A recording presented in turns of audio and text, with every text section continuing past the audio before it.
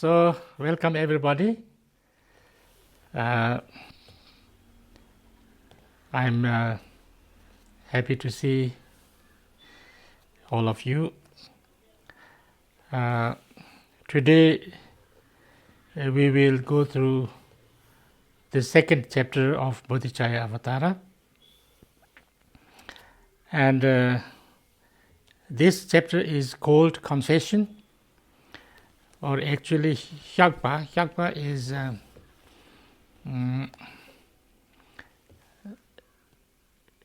it's not exactly confession, because Hyakpa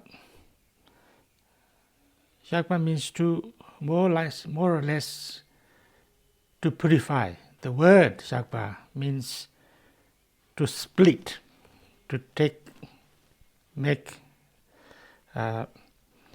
kind of say like when we a wood, when we split the wood, that's called Hyakpa, to take separate it from. So this means to let the negative things, negative actions, or negative habitual tendencies and emotions or whatever, to let it go from us, to separate it from us. That's Hyakpa.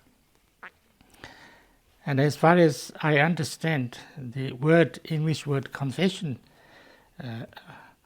might have that meaning also, but it more or less to express that I have done something wrong. So I'm sure the confession has also that meaning. So here, now we are talking about, in the first chapter we talked about the bodhicitta and how important bodhicitta is, and that we should try to generate the bodhicitta. And the second chapter now starts with, second and third chapter is about how to generate that bodhicitta. And that bodhicitta generation has two parts. Sometimes we call it aspiration bodhicitta and action bodhicitta.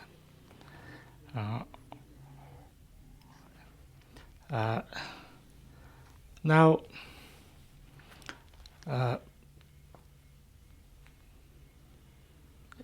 aspiration bodhicitta is, I think we already said this in a short way, that I wish to, an aspiration, a wish, a strong, intention. The intention, two things. One is that I wish that all the sentient beings be free from suffering. And they have, a second is that they have the highest and the, most, what can you say, supreme or lasting peace and happiness, maybe I can say, the complete enlightenment. So this, one aspect is our focus on the beings, on the sentient beings, ideally to all beings, not only human beings, but every person or being who wants to free themselves from pain and problem and suffering. All those beings, wherever they are, in whatever situation they are, in whatever realm they are, whatever form of life they are in, to all of them. And then the second is what we call enlightenment, that we wish all of them to attain the most, highest or most advanced experience of well-being. That in Buddhism we call it enlightenment, or kind of lasting happiness, or lasting peace, or lasting well-being, and the highest or best. So if somebody really makes that as their, true aspiration, that if somebody thinks or says or feels that the most important for me is that I and all the beings should be free from all kind of sufferings and attain the highest and the lasting well-being, and towards, I want that, I wish that to happen. Something needs to be done in order to make this happen. That aspiration, that is aspiration bodhicitta. And once you have that aspiration bodhicitta, then second, when you say that, okay, this needs to happen, this is the most important thing, this is,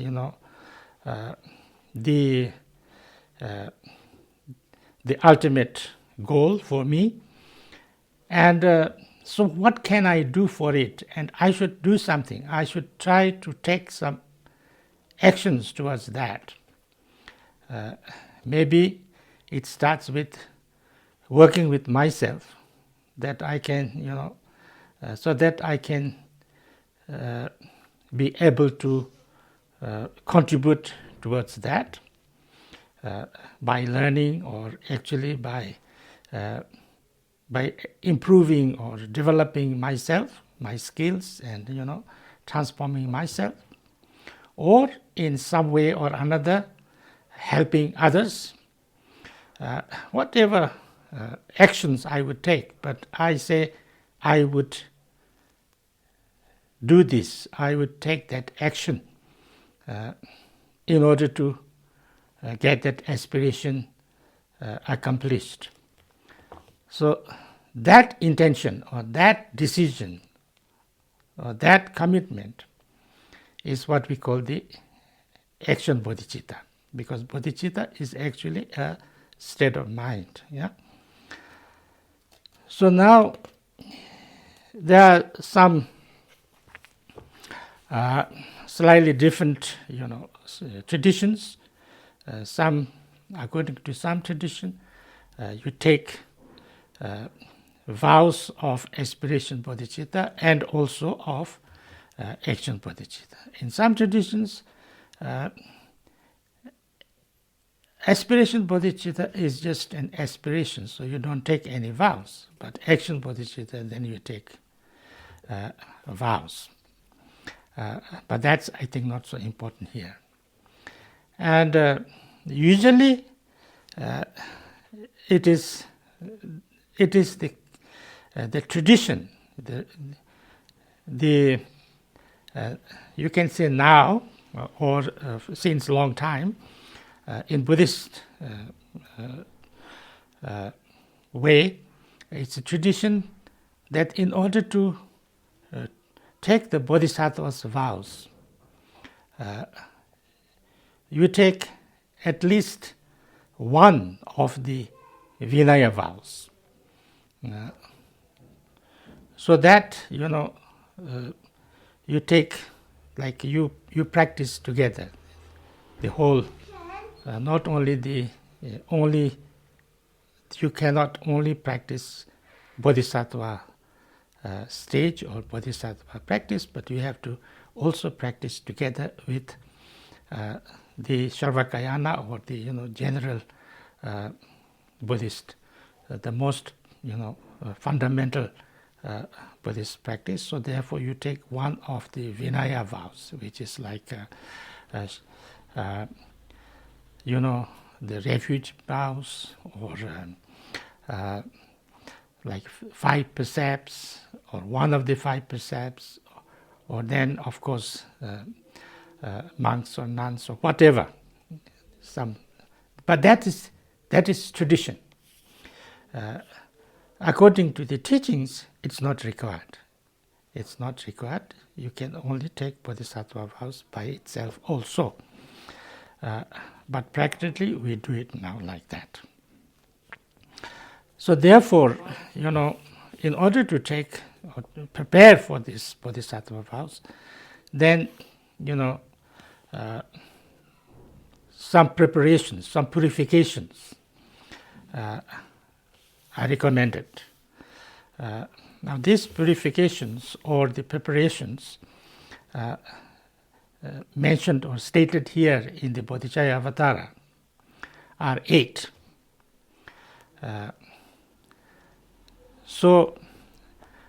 And these 8 are actually explained in 2 chapters, the 2nd chapter and the 3rd chapter also. So the 2nd chapter starts with making offerings. So, from the first stanza, I'm not going to read the whole thing because it's too much and we have not much time, so we have to cover the whole chapter. But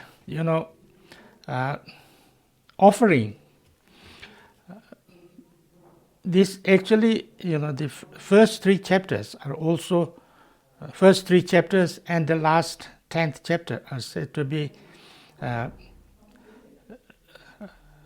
also practice of the first of 6 paramitas, the paramita of generosity or paramita of giving. So therefore, one of the main things to also purify our mind is also, especially, in the Bodhisattva's way of life, because it's about helping. The aspiration of bodhicitta, the main aspiration or main intention or motivation is to help. So therefore generosity has a very important place. And so therefore here it starts with offering. Offering here is giving. Here it's written as if you are making offerings to the Buddhas and Bodhisattvas and only great beings. But this must be understood. When we are talking about the Buddhas, we are also talking about the Buddhas of 3 times. When we talk about the Buddhas of 3 times, then Buddhas of the past, Buddhas of the present, and Buddhas of the future. So actually Buddhas of the future includes all the sentient beings also. It's a little bit written in this way because generally when we give donations or give something to the people, there is a sense of giving kind of someone who is like below me. So there is a sense of a little bit disrespect that I am the one who has things to give, so I help somebody and then give them. But if we try to make an offering, then it's like offering to someone higher than us. So therefore it's called offering. It's that instead of the idea that I am helping somebody or I am giving some poor people, I am making an offering to these people who will become Buddhas or who are already Buddhas to be, so that with a certain kind of respect and feeling of gratitude and things like that. Of course, it includes enlightened beings and great bodhisattvas and great people also, but also to anybody.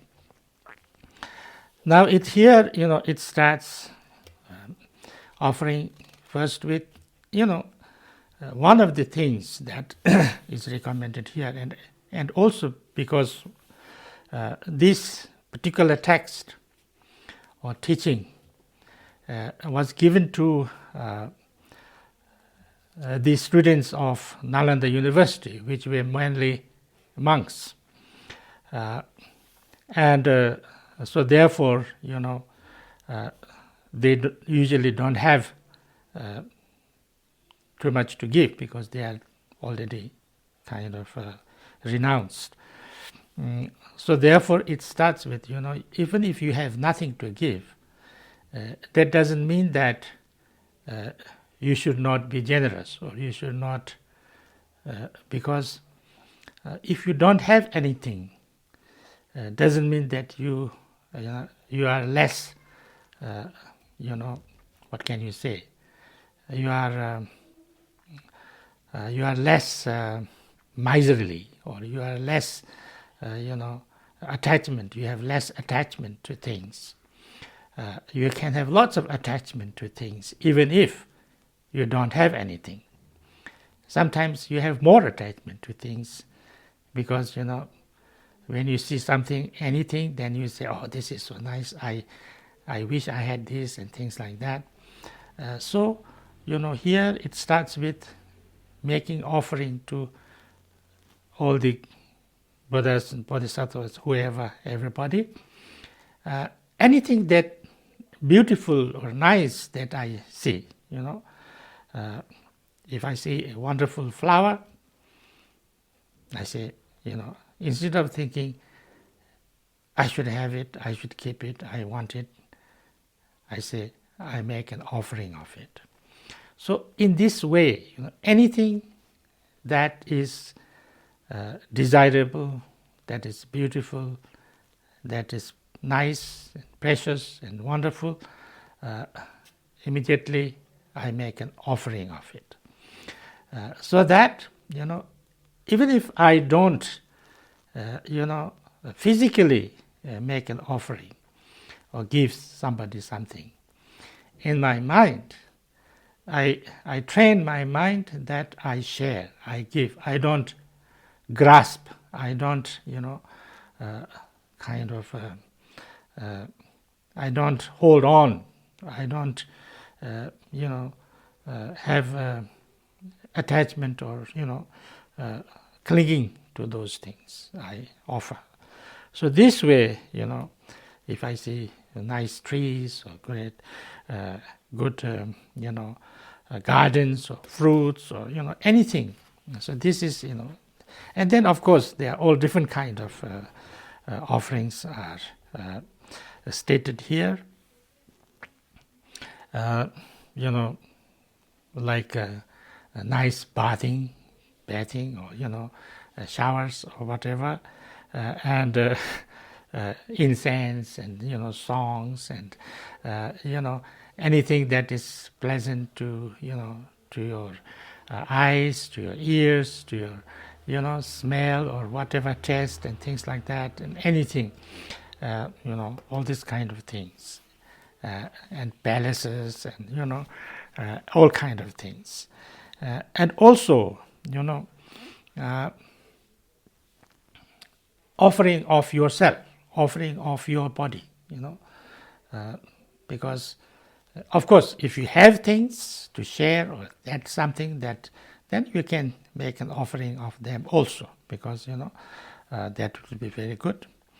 But also your own like body, because you want to use your body is something precious, because this is already we talked about, precious human life and things like that. It has lots of potentials. It has lots of strength, and our body is a very wonderful vessel.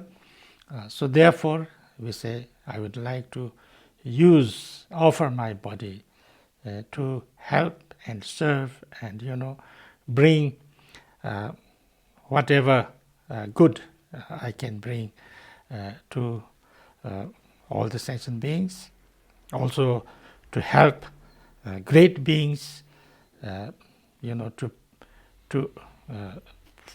perform their very special and strong activities to help other beings, because at this stage we have not that much capacity to help, but a great being would have much more capacity and ability to help. So therefore, if I can offer my help, my time or my service to help them to perform their activities, then my help will be much better. So therefore, this kind of things, and also, so this offering, lots of offerings are there. So I'm not going to go through all of them. Then after that, there is making prostrations. Now, prostration is, the offering is to work on our miserliness, on our too much kind of clinging or attachment to things, to work on that. Now, making prostration prostration means to pay respect, with our body, with our speech, with our mind. Now this is regarded as an important practice, because it is to, of course, it is also to show respect to not only very qualified and enlightened and great beings, but also to anybody and everybody. Because when we show respect, then we make ourselves humble and reduce our arrogance and pride, and we start to look for positive qualities in those beings. And that's very important, because if I'm too full of my own arrogance and pride, then I cannot learn anything. I cannot improve myself, because I see myself as knowing everything, having all the good things, and so I cannot learn from anybody. If I start to look for positive things and good qualities and something that I can learn from other people, then I actually can open my eyes to positive things in other beings, and therefore I can see lots of things that I can learn, even from people who have lots of bad qualities or who have lots of negative things. And even from them I can learn a lot, because they also have some positive qualities, and even in their negativity we can learn things that what we should not do and things like that. So therefore the more humble we become, the more open and kind of respectful and looking for positive qualities in others, the more I would be able to learn, and the more it will benefit me. And more, I will see good qualities also, because sometimes we don't see any positive thing in anybody because I don't look. The more we look, the more we see. And if I see positive qualities in other people, that naturally changes me, because then I become much more, open-minded. I become much more, much more positive of the world around me, because I see good things there also. Sometimes we don't see anything good in the world around us, and that actually is a sad thing. It's not totally like that. So therefore, making prostrations. And then the third one is refuge. The taking refuge is an important thing in Buddhism. And this is, taking refuge in the Buddha, Dharma, and Sangha. Now, what do you mean by, taking refuge? This actually is also a part of seeing, the direction, and seeing, the qualities, and that from which I can learn. Buddha is now the teacher. From Buddhist point of view, Buddha Shakyamuni, is actually nothing else but a good teacher, a great teacher, a perfect teacher. A teacher not only teaching the the theories or intellectual things, but also how to find a way to bring lasting peace and happiness to yourself, and how to get rid of all the sufferings and pain and problems in yourself. A teacher like that, a teacher who actually lived that, and so therefore one who can actually show us the way. So the Buddha therefore is often explained as the greatest teacher, the best human being. And therefore, we say we go refuge to the Buddha. Why we go refuge to the Buddha? Because we need to learn that. We are human beings, and we are one of the most kind of advanced beings in the universe. And we have lots of intelligence, we have lots of positive qualities and abilities. But we have, throughout our centuries, throughout life after life, we have not been able to find a way to end all our problems and sufferings and pain, because we don't know how to do that. And so therefore, Buddha is someone who knows how to do that. So therefore, we need that teacher. We need that example. We need that, guide. So therefore, when I say I go refuge to the Buddha, means that I would like to learn from the Buddha. I would like to, work on that instructions, and I would like to become one like the Buddha. Now, this is something which is very, very important from Buddhist point of view. That from Buddha said that he is not the first Buddha, and he is not the last Buddha. He is just one of the Buddhas. He was just like any of us, a sentient being, and then he met the Buddhas of the past and learned from them how to find the causes of our suffering and how to eliminate them and worked on them, and therefore he became enlightened, he became Buddha. And he says that anybody, whoever they may be, if they learn this and if they work on that, they can all become Buddha like him.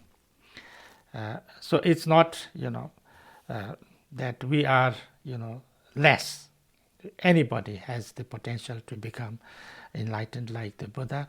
The Buddha means like we can transform ourselves. We can increase our positive qualities like wisdom, compassion, everything, and we can become a Buddha. So therefore, taking refuge in the Buddha means that I would like to become a Buddha. Now this, also from that is, taking refuge in the Buddha as someone out there. Now taking refuge in the Buddha from within myself is also important. That is like, I have that quality, I have that potential, you can say, to become enlightened. So therefore, I would like to make this happen. I would like to awaken myself. I would like to get enlightened. I would like to transform myself. I would like to, experience that experience of, the perfection in myself. And when you say taking refuge in the Buddha, also you can say, I will do that. I will work on myself so much that I would totally, transform myself and become enlightened. And then I would also help everybody else to get there. So that's, the second way, or inner refuge, that, is not just, Buddha up there or the Buddhas of the past I take like a refuge as a teacher, but I make a commitment for myself to, because that becomes the important thing. That's the, also taking refuge in the Buddha. After taking refuge in the Buddha, then I have to take refuge in the Dharma, because, it's not, from Buddhist point of view, it's not that I say I bow down to Buddha and I say I take refuge in Buddha, and then Buddha, does everything for you. If I believe in Buddha, if I, have faith in Buddha, then Buddha will come and, do everything. That's not from Buddhist point of view. Buddha just shows the way, So therefore, Dharma becomes the important thing. Dharma is the actual path. Dharma is the, sometimes we explain like this, Dharma has two parts. One is the experience of the Buddha and the teachings that he gave, these two. The experience of the Buddha is the true Dharma, because that Dharma is, how the enlightened experience, that's the real Dharma. Now that, that then it is taught to the people, and the people kind of, we try to understand them through the words, through the books, and through, through whatever way, and that is also Dharma, because that's, teaching we get. So this teaching Dharma, so these two. So therefore, what we mean by taking refuge in the Dharma means that I would like to study the Dharma, study the way, study the path, study the methods, how to, transform myself, and then I would like to work on it. I would like to, practice it. I would like to, experience that experience. So that is taking refuge in the Dharma. So that's taking refuge in the Dharma, and then. Because that's the actual, in a way, that's the most important refuge, because I would like to, making the decision to do that is taking refuge. Then I have to take, the third is taking refuge in the Sangha. Sangha is people. Sangha is the people who are actually studying and practicing the Dharma and have attained certain, learning or experience. That's the Sangha.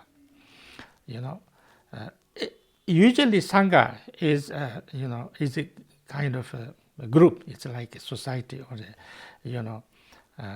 but it's not necessary, that it has to be group, because from Buddhist point of view, Sangha is somebody who has understanding and experience of the Dharma. Even the Buddha can be the Sangha. It is said that when Buddha, became enlightened, then said there is one Sangha. And then Buddha taught his 5 first disciples, and they become arhats. Then they said there were 6 Sangha. So, so Sangha is people or person who has the experience. So, taking refuge in the Sangha means that, at the moment, at this stage, not only at this, even that stage, we need to learn from the Sangha. We need to learn from people who have some understanding, some experience of the Dharma, who are genuine practitioners of the Dharma. And that's the Sangha. And without that, we cannot learn the Dharma. Therefore, if we can't learn the Dharma, then we cannot,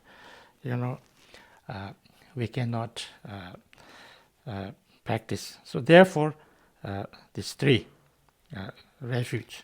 This becomes very important in Buddhism. After that, now this actually is a little bit explained later in like stanza number 47 onwards, but that you can the 47 is like taking refuge in the Buddha. Thus from this day forth I go for refuge to Buddhas, guardians of wandering beings who labor for the good of all that lives, those mighty ones who scatter every fear. And then Dharma 48, like that. And then, Sangha mentioning many great Bodhisattvas and things like that. But next is, then confession or purification. Now this is important because, what are the main reasons that, we have so much problems and difficulties and pain in our life, in the world, things like that, is because we are doing lots of negative activities. We have done lots of negative activities with our body, with our speech, and with our mind. That would harm each other, that would harm other people, that would harm ourselves. So therefore, if we want to really, work on the path of Bodhisattva, we need to recognize them. We need to recognize what are the negative things that we are doing, or we have been doing, or we are doing, and we need to let them go. We need to, say that, I would not want to do them again. I would like to reduce doing those things. I would like to slowly stop doing those things. And I would like to, confess and purify and let go and change and stop doing those things. So that's the, basically the what we call confession, or confession is 3 things. One is like 4 things actually, but anyway, to recognize the negative things, actions, that they are negative actions, which is not good for me, which is not good for others. So therefore, if we are keep on doing it, or if we are addicted to doing this, or whatever, we have the habitual tendency of doing this, whether it's emotionally or by thoughts or speech or whatever, then to recognize that and see them as negative. And then second is that I make some kind of a clear, decision that I would start to, reduce doing those things. And whenever I see myself doing those things, then I stop and, try to, not doing that. And then try to, find what is the opposite of these negative things and try to do them more and more. And then make some kind of because those negative actions are harmful to me and harmful to others and harmful now and harmful in the long run.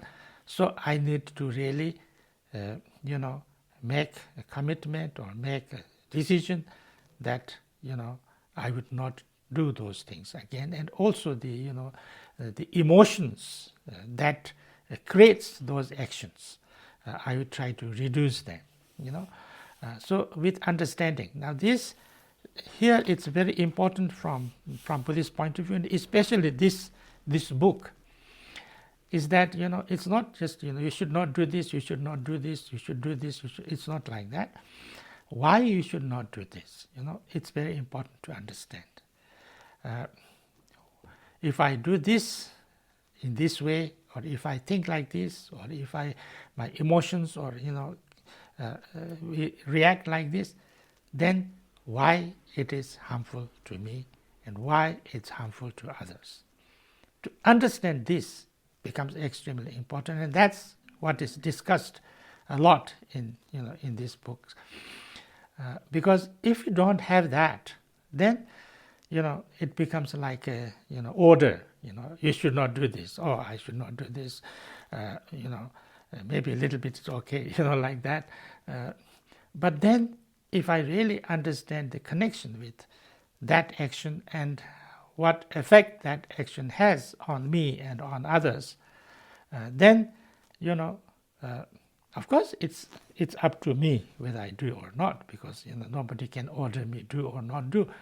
But then I would have more clarity and more reasons why I should slowly stop doing those, and not as a kind of because somebody ordered me, somebody commanded me, and therefore if I don't do this, then somebody will punish me. Not like that. But I see clearly the consequences of these actions. It's not somebody rewarding me or punishing me, but it's just the consequences of that action. And therefore, then it becomes much more clear. Then it becomes my own decision whether I should do or not. So that's why, So I think I'll stop here, and then any questions. That's kind of the more or less the gist of the chapter. And any questions? I think I would like to stop a little early because today, there is the teaching of His Holiness the Karmapa, and then I think I would like to attend that, and many of you might want to attend that too. So if you have some questions, shoot. Well, thank you very much for a wonderful talk. There are a number of questions that have piled up here in the chat section. And those of you who have questions, please put them in now, and I think it would be helpful. There is a question here from a nurse, and she actually has two questions. Okay. And it's not so much about herself, but it's about the environment she works in. And she says, I've been a nurse for many years, and she says the people she's with don't have many positive qualities, sadly. And I know some love, but so many things are extremely difficult and addictive. And how do you, and the subsequent question to that is, how do you respond to the aggression from others? I do know from the helping professions that you often go in and you expect to get a reward, people to love you back, and often they can be quite rude and really occasionally very difficult. And I think this is what the questioner actually Yes. wants to ask is. Yeah. Yes. Actually, it is not. It is not often that you get too much appreciation from what we have done, and that includes nurses and anybody actually. And this is also, I think, important that we should not, we should try not to expect appreciation, because if we expect, then we'll be disappointed, and if we don't expect, then we can't be disappointed. So, and if there is some appreciation, then it will be much nicer, because something that we didn't expect is happening. So therefore, it is much more nicer.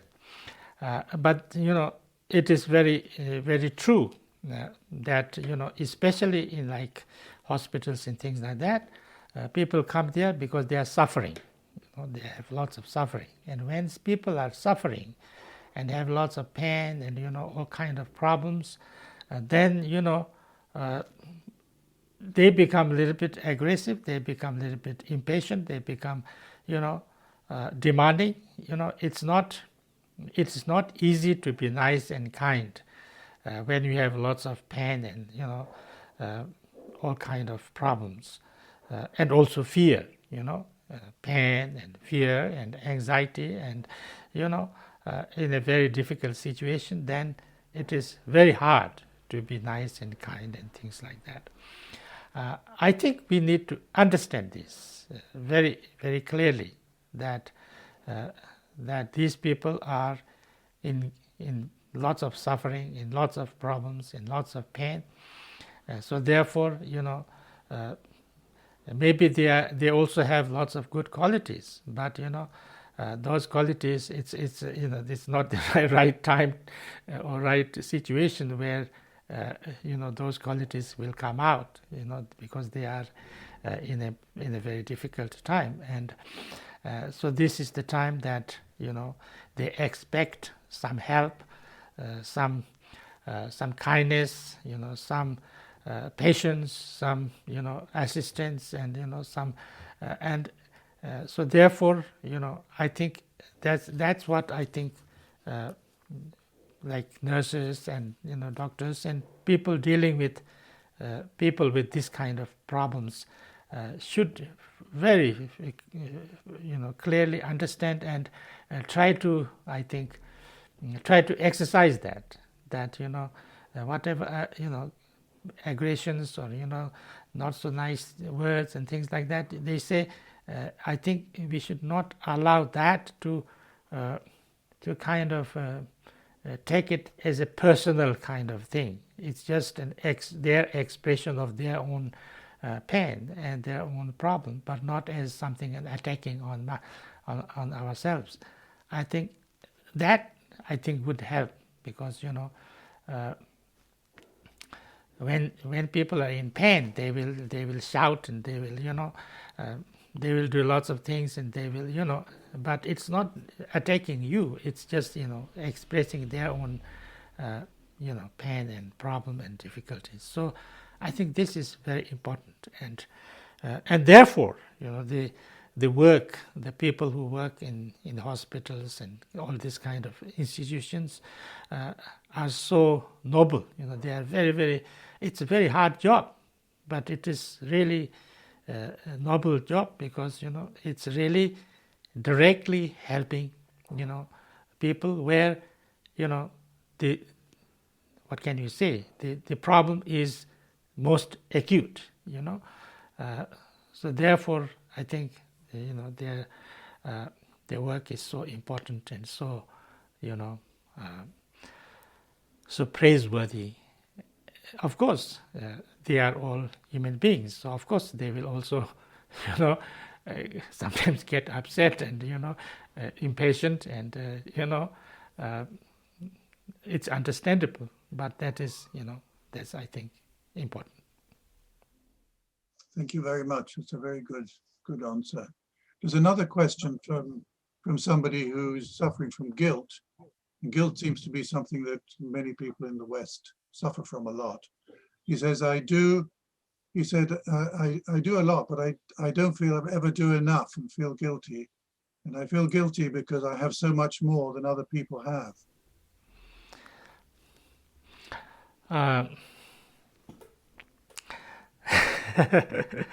The guilt is, it seems, a very Western thing. I never felt guilt almost in my life, but but I kind of understand now. I didn't understand for a long time. Now I understand, but I think it is it's like that.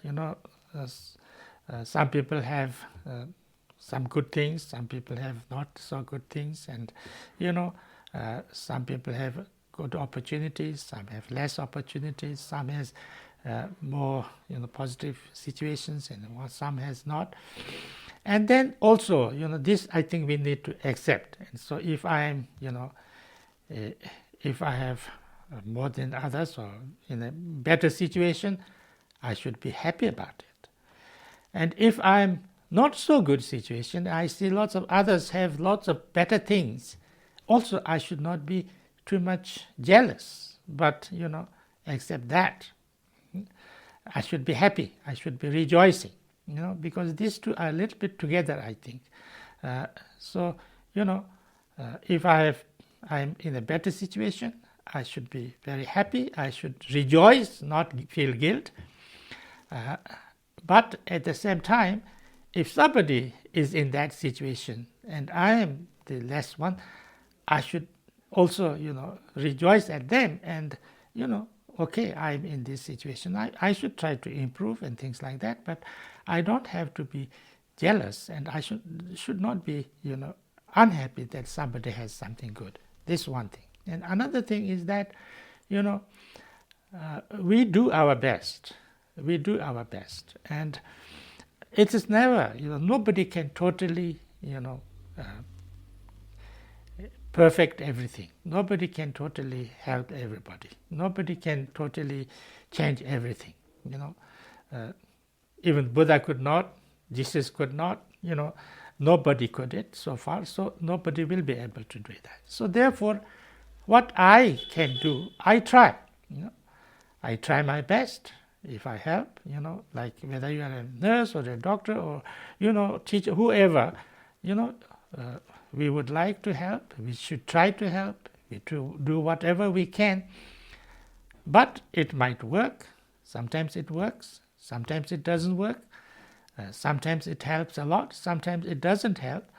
So, because there are lots of, causes and conditions, and, it's not just me or my doing, that even it's like, treating disease or patient,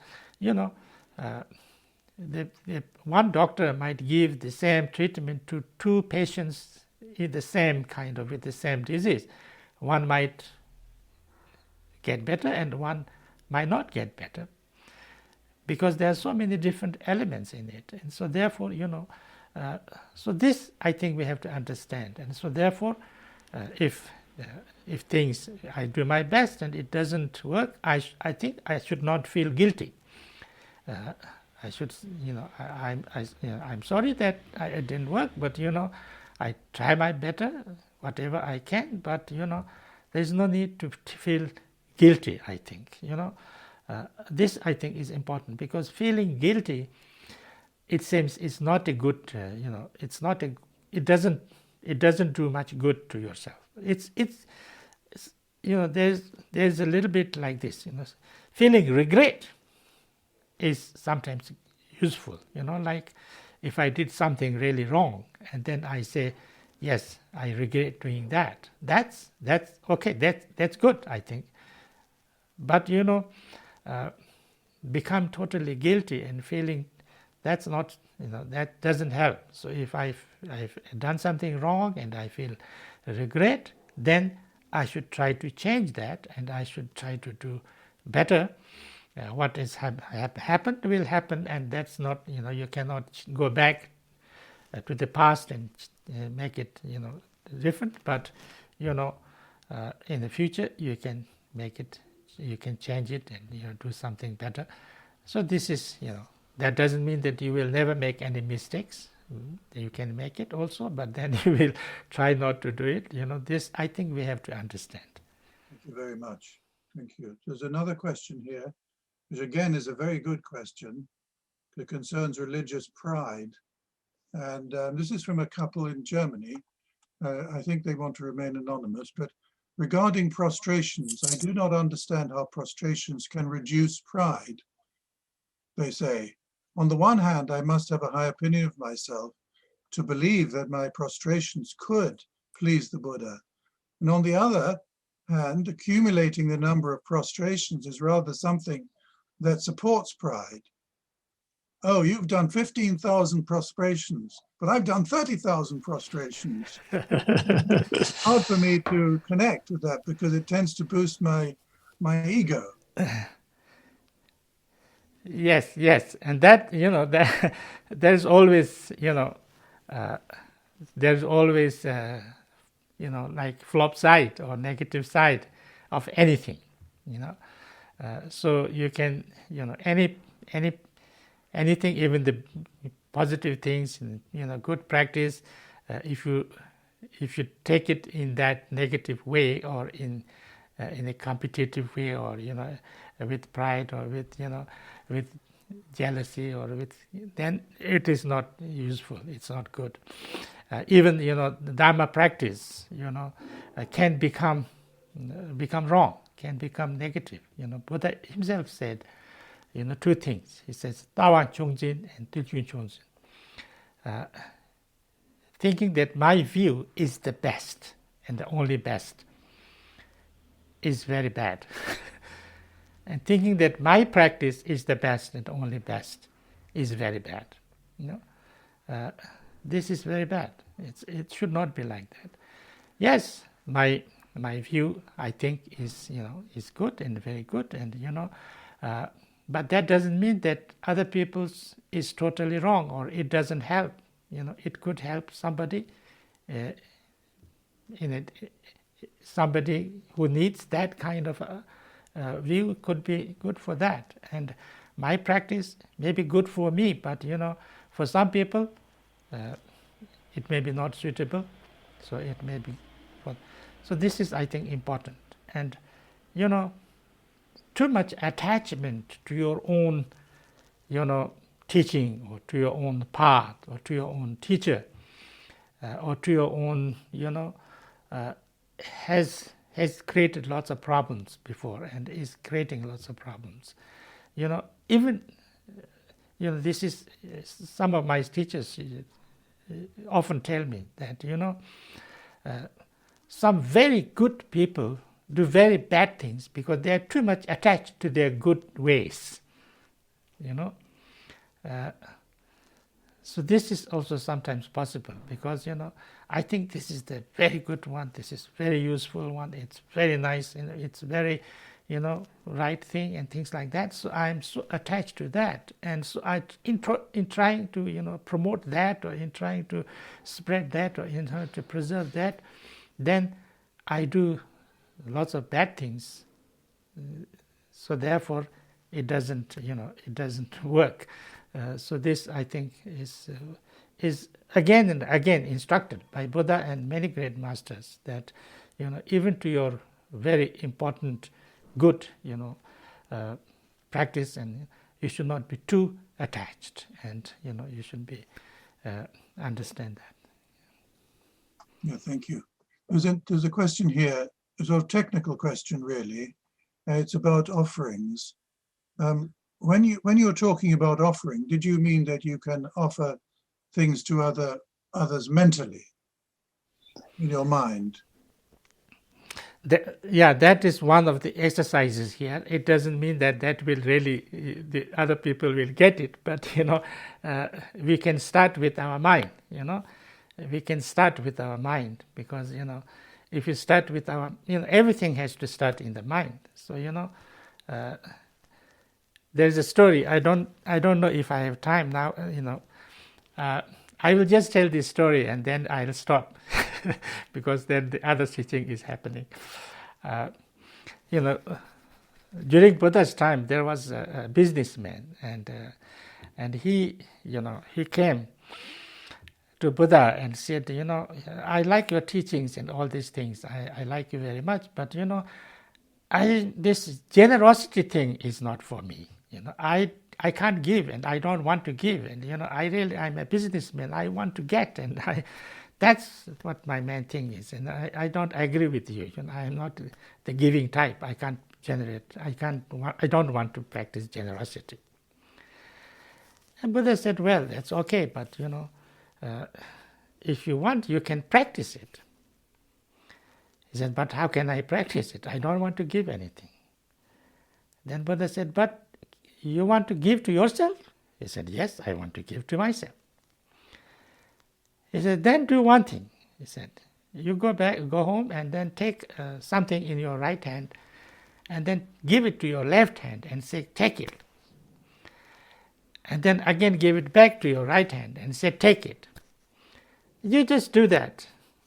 Then he went home and, I think out of curiosity, he took a piece of gold. He had lots of them, so piece of gold, and took it in his right hand and gave it to his left hand and said, take it. It is said that when he said take it, it was not, he knew that it was giving to himself, but when you say take it, he was not so kind of comfortable with. But then it was kind of a challenge, so he keep on doing this, take it and take it and take it. After a few days, it occurred to him that maybe, it will be nice if I invite Buddha for a lunch. So he went to Buddha and, can I invite you for a lunch? He said yes, and then, he didn't say yes, but that's another matter. But doesn't matter. He came, and then, he had lunch, and then he gave some teaching, and then he dedicated, and it was very, very nice. So he enjoyed, and his family enjoyed, and then he thought, maybe I should invite not only Buddha, but his Sangha also. And then he invited Buddha and his Sangha, and they came and they had lunch, and everybody was very happy. So he started doing more and more of that, and then slowly he became a little bit more and more generous, and then, he started to sponsor the, monks and nuns, and then he started to give them, food and clothes, and, and then he saw that there are travelers, who had nowhere to stay. He built, dharamshalas for them, and then, hospitals, and, then he made hospitals for the animals, and, and he became so generous that he came to be known as Anathapindika, the one who gives food to the people who have no protection. One of the most, an example of generosity. It started with his mind, So that's why, we start with, giving from mind, but then, slowly it can, because it's our habit, it's our, state of mind, because when our, everything starts with our mind. Anyway, so I think I'll stop here, and thank you very, very much, and all the best to all of you, and then thank you. Thank you very much. Wonderful talk, and that lovely story. Thank you. Thank you. Thank you so much. And we'll be back in a fortnight.